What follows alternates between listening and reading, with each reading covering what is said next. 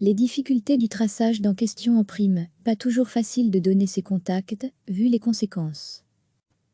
Si vous êtes testé positif au Covid-19, vous devez donner tous les noms des personnes avec qui vous avez été en contact. Ces personnes devront se soumettre à une mise en quarantaine. Pour certains de vos proches, cela aura peut-être des conséquences catastrophiques. Perte de revenus, isolement, risque de faillite, la liste est longue, surtout pour les indépendants. Pourtant, donner les noms de tous vos contacts est vital, si on veut définitivement sortir de la crise sanitaire.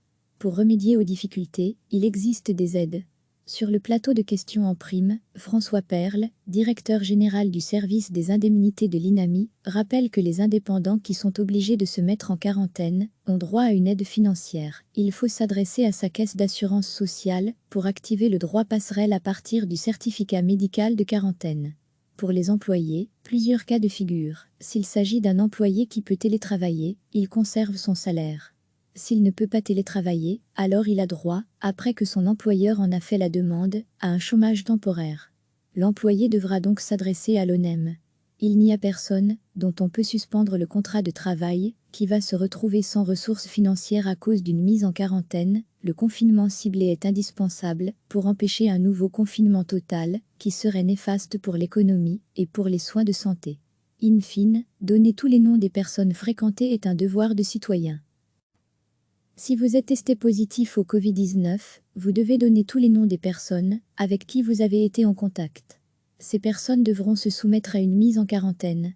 Pour certains de vos proches, cela aura peut-être des conséquences catastrophiques. Perte de revenus, isolement, risque de faillite, la liste est longue, surtout pour les indépendants. Pourtant, donner les noms de tous vos contacts est vital, si on veut définitivement sortir de la crise sanitaire. Pour remédier aux difficultés, il existe des aides. Sur le plateau de Questions en prime, François Perle, directeur général du service des indemnités de l'INAMI, rappelle que les indépendants qui sont obligés de se mettre en quarantaine ont droit à une aide financière. Il faut s'adresser à sa caisse d'assurance sociale pour activer le droit passerelle à partir du certificat médical de quarantaine. Pour les employés, plusieurs cas de figure. S'il s'agit d'un employé qui peut télétravailler, il conserve son salaire. S'il ne peut pas télétravailler, alors il a droit, après que son employeur en a fait la demande, à un chômage temporaire. L'employé devra donc s'adresser à l'ONEM.